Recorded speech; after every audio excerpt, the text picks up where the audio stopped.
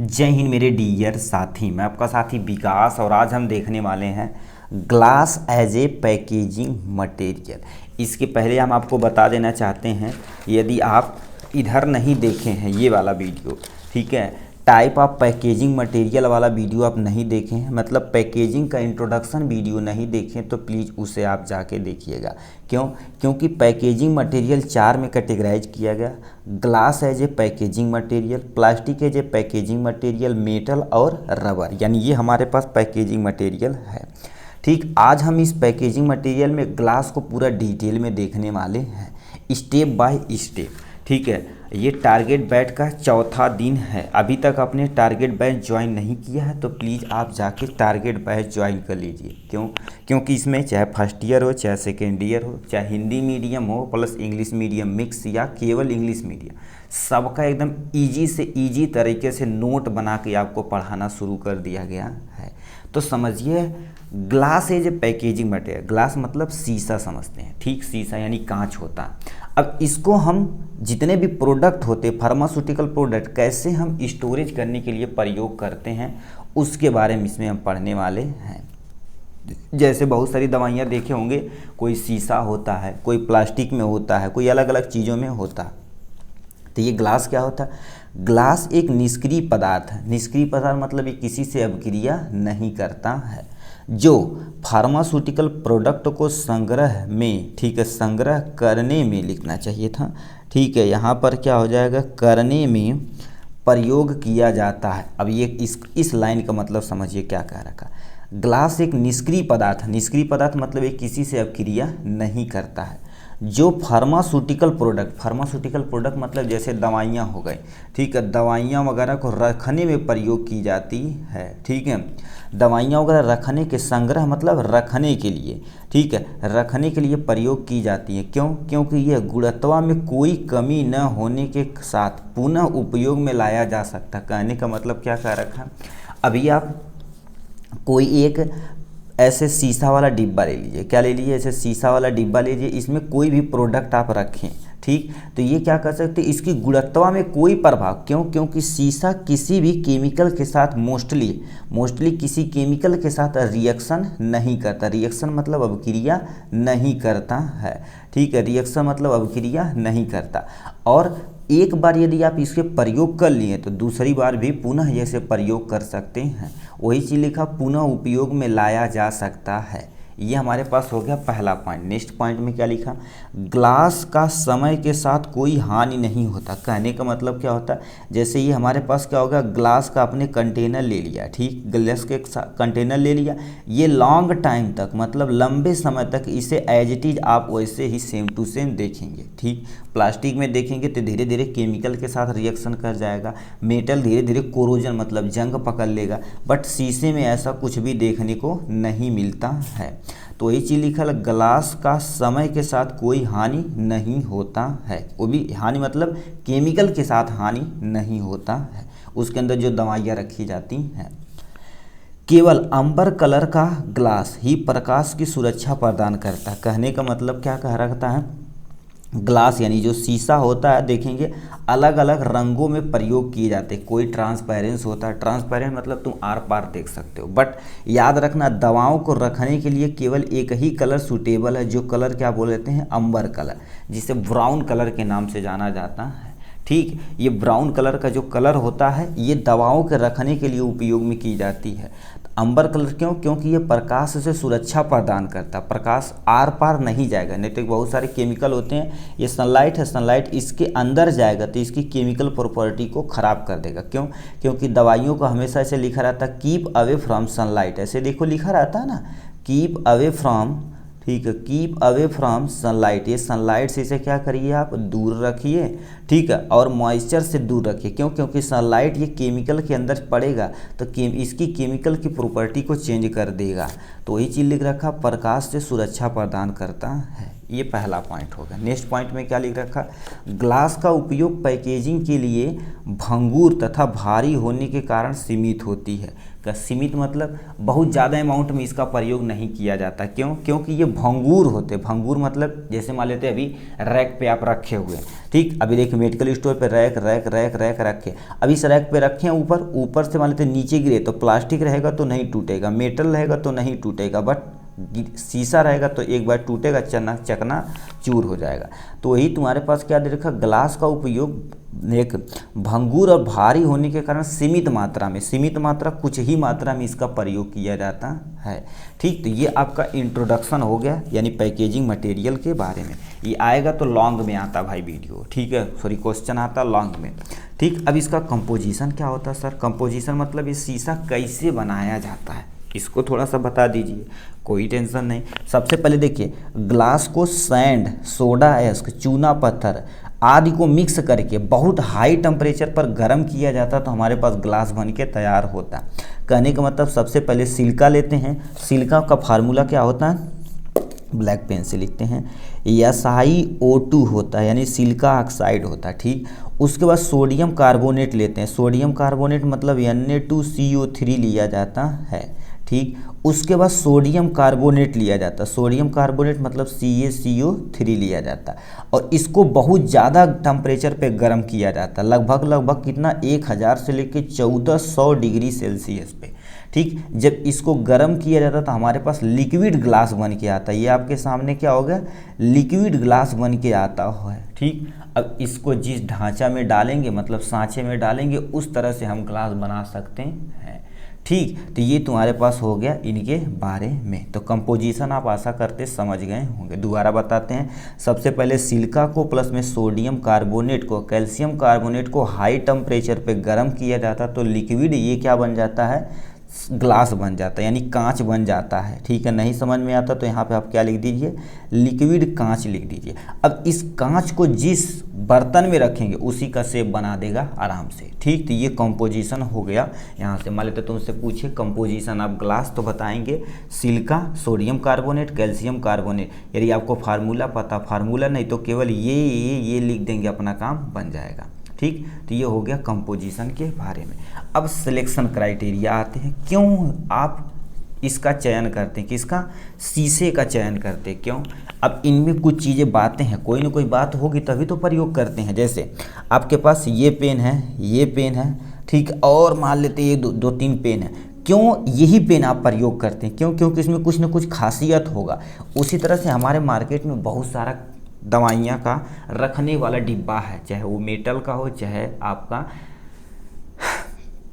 Plastic का हो, चाहे ग्लास का हो, चाहे रबर का हो, तो अलग अलग होता है। तो क्यों आप केवल और केवल ग्लास ही प्रयोग करते? कोई रीज़न होगा ना, तो उसके रीज़न को हम यहाँ दिखाते हैं। पहले लिखा रखा, ग्लास को पैकेजिंग मटेरियल के रूप में, ठीक है, इसलिए लेते हैं, निम्न कारण है, नीचे दिया गया। सबसे पहले ग्लास कंटेनर क्षार तथा हाइड्रोलिटिक के प्रतिरोध होता है। हाइड्रोलिटिक मतलब क्या होता है, क्षार मतलब क्या होता है, कहने का मतलब क्या होता है। देखिए, एक ग्लास कंटेनर है हमारे पास, आप पढ़े होंगे, ठीक है, केमिस्ट्री में पढ़ेंगे, एक सुने होंगे आप, एसिड होता है और एक प्लस में बेस होता है। एसिड एक खतरनाक टाइप में होता है, बेस भी खतरनाक टाइप में। ये क्या कर देता, इससे अभिक्रिया करके किसी भी कंटेनर में रखा जाता तो अभिक्रिया करके ख़राब कर देता। बट ग्लास में रखा जाए तो न तो बेस से रिएक्शन करता, न तो एसिड से। क्यों?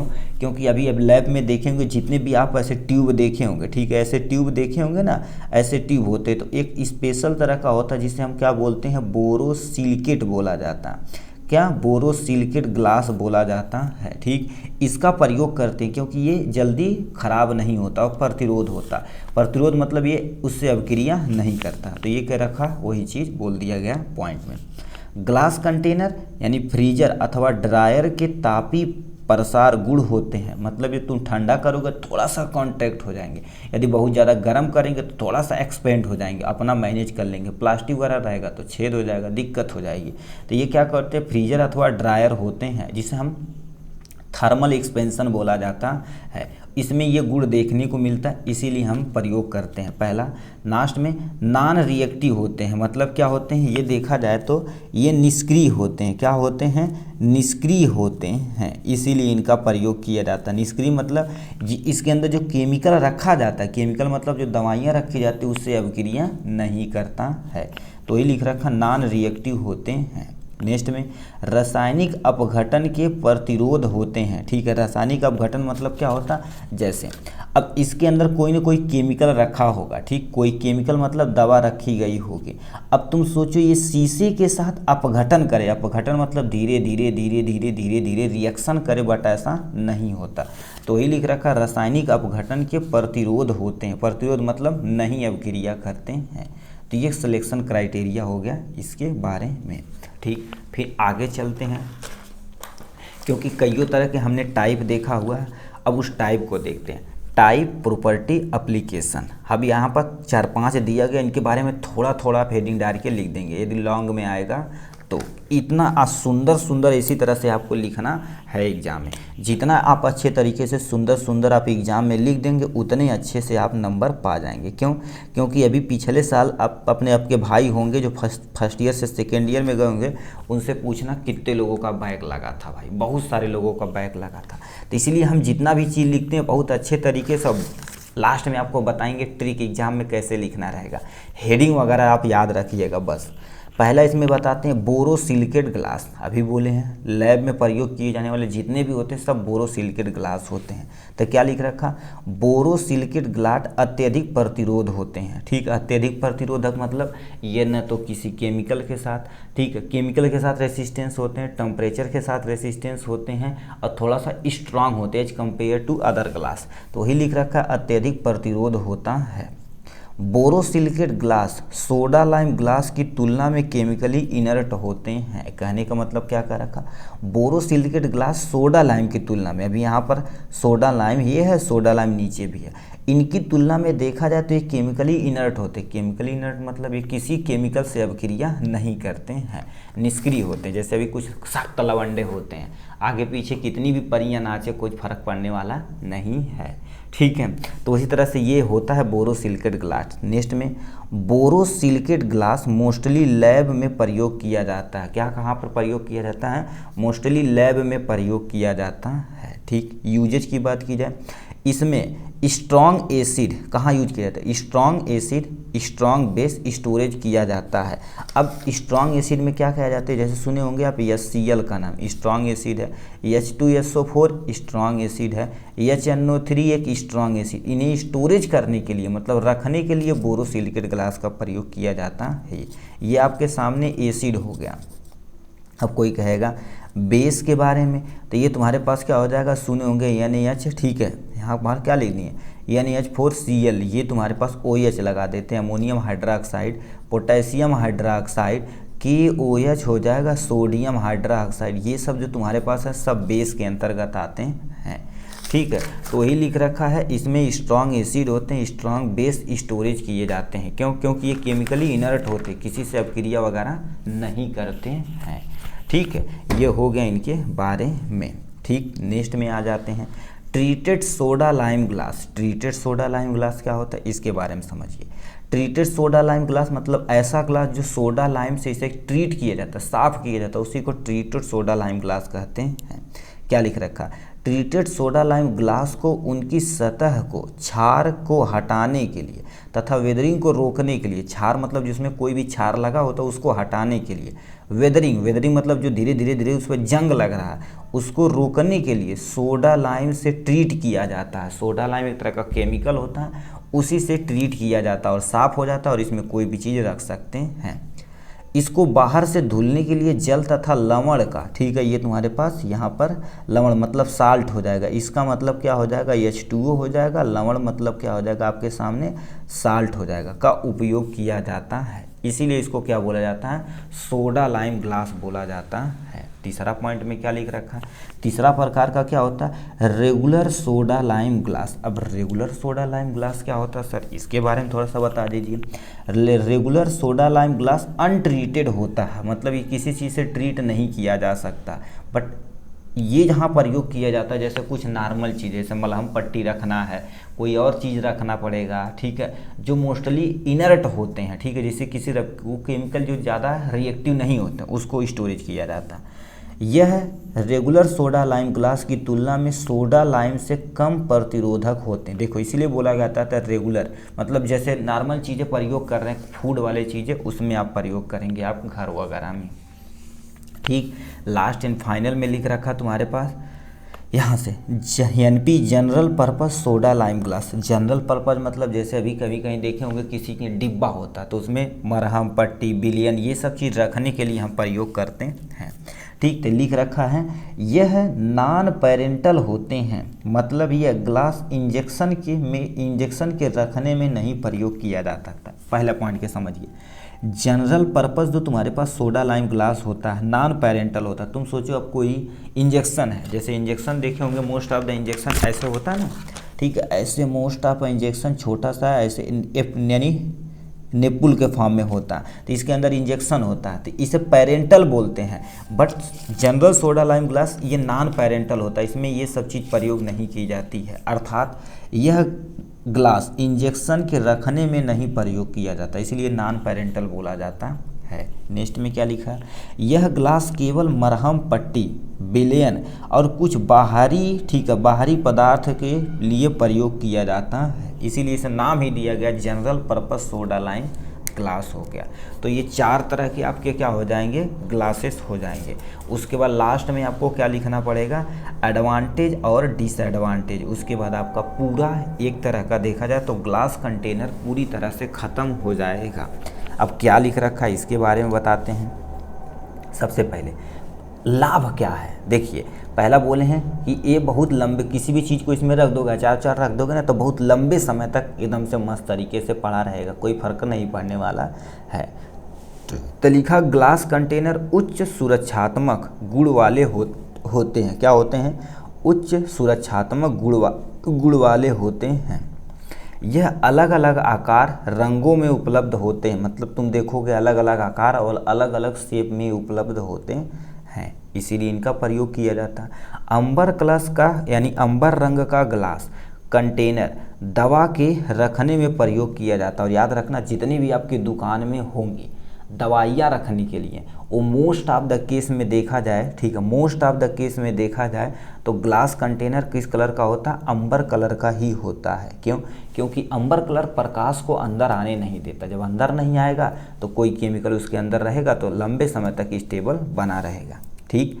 ग्लास कंटेनर आसानी से साफ़ किए जा सकते हैं। ग्लास कंटेनर तुम बताओ, एक बार दवा प्रयोग किए, फिर अगले बार तुम क्या कर सकते हो, किसी दूसरे पर्पज़ में या कंपनियां खुद अपने पर्पज़ के लिए उसे प्रयोग में ला सकती हैं और आसानी से साफ़ किए जा सकते हैं, ठीक। तो वही लिखा ग्लास कंटेनर आसानी से साफ़ किए जा सकते हैं। यह सस्ते होते हैं, क्या होते हैं, यह सस्ते होते हैं, ठीक है, इनकी तुलना में, क्योंकि देखो वो शीशा उसा कितना रुपये किलो, भी जैसे मान लेते बियर उगर आपके गांव में आपके पापा या कोई पिया होगा रखे रहेंगे तो 1-2 रुपया देता है, ठीक। उतना वजन तुम्हारे पर लोहा दोगे तो ज़्यादा पैसा देगा, तो ये क्या होते हैं, ये सस्ते होते हैं। नेक्स्ट में क्या लिखा, दवा को आसानी से आइडेंटिफिकेशन किया जा सकता है। तुम जान जाओगे अच्छा ये दवा इसके अंदर रखी गई, इसका कलर ये है, इसका कलर ये है, सब कुछ तुम आसानी से आइडेंटिफिकेशन कर लोगे। तो ये इसका हो गया एडवांटेज के बारे में।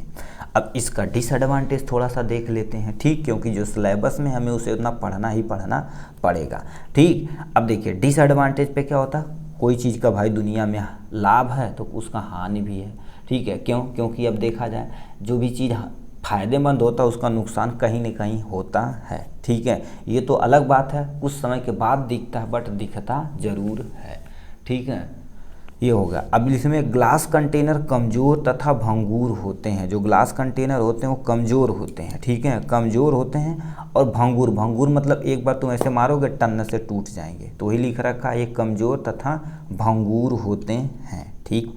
ग्लास कंटेनर भारी तथा अधिक जगह लेते हैं, ठीक है। क्यों, क्योंकि देखा जाए अब एक गत्ते में मान लेते तुम्हें रखना पड़ेगा, ठीक है। जैसे मान लेते हैं सिंपल सा एक गत्ता है, ठीक है, गत्ते में मान लेते प्लास्टिक वाली चीज़ें रखोगे, थोड़ा सा दाब के रख दोगे, ऊपर नीचे ऐसे रख दोगे, कोई टेंशन नहीं है। बट शीशा को रखोगे कहीं एक कवट्टा में से लगी टूट जाएगा तो दिक्कत हो जाएगी। तो यही लिख रखा है, ये क्या होता है, ये भारी होते हैं और अधिक जगह लेते हैं, ठीक, अधिक जगह लेते हैं, यह टूट जाते हैं और दोबारा नहीं जुड़ते हैं। मतलब एक बार यदि टूट गए तो दोबारा इसे प्रयोग नहीं कर सकते हैं, ठीक। अभी प्लास्टिक वगैरह हो तो जैसे अभी मान लेते हैं ये पेन है तो ऐसे गिराने कोई टेंशन नहीं है। अभी मान लेते हैं रैक में आप रखे हुए हैं, ठीक है, ऐसे लाइन से रैक में रखे हुए हैं। अब प्लास्टिक से यहाँ पर फर्श पे कोई चीज़ गिरेगा, क्योंकि मेडिकल स्टोर में देखेंगे मोस्टली फर्श होता है, टाइल्स वगैरह लगा होता है, तो ये ऊपर से यदि नीचे गिरेगा तो ये टूट जाएगा, बट प्लास्टिक रहेगा तो कोई फर्क पड़ने वाला नहीं रहेगा। तो ये लिख रखा है, ये टूट जाते हैं दोबारा जुड़ते भी नहीं हैं। यह दाब में, ठीक है, प्रयोग नहीं किया जा सकता। दाब मतलब क्या होगा, जैसे अभी गत्ता में तुम भर रहे हो तो प्लास्टिक है, थोड़ा सा दाब उब दोगे, काटन वगैरह लगा के पूरा दाब दोगे तभी कोई टेंशन नहीं है। तुम सोचो अब शीशा में ऐसा कर दिया जाता है, ऐसा पॉसिबल नहीं है। तो इतना टोटल और टोटल हमें क्या करना पड़ेगा, देखना पड़ेगा किसके बारे में, glass as a packaging material. एक बार तुरंत जल्दी से देखते हैं दोबारा क्या क्या हमने पढ़े। सबसे पहले लॉन्ग में आएगा तो इंट्रोडक्शन लिखना पड़ेगा, कंपोजिशन लिखना पड़ेगा, ठीक। उसके बाद सिलेक्शन क्राइटेरिया आपको यहाँ से लिखना पड़ेगा, ठीक। उसके बाद टाइप कितने तरह के होते हैं, 4, थोड़ा थोड़ा इनके बारे में एक्सप्लेन कर देना, ठीक है, यहाँ तक। उसके बाद आप एडवांटेज और, ठीक है, इसका एडवांटेज थोड़ा सा बता देना और इसका लास्ट में डिसएडवांटेज बता देना, अपना काम हो जाएगा। इतना यदि बता देंगे तो आपका 5 नंबर सिक्योर हो चुका है। ये इम्पोर्टेंट पोर्शन है।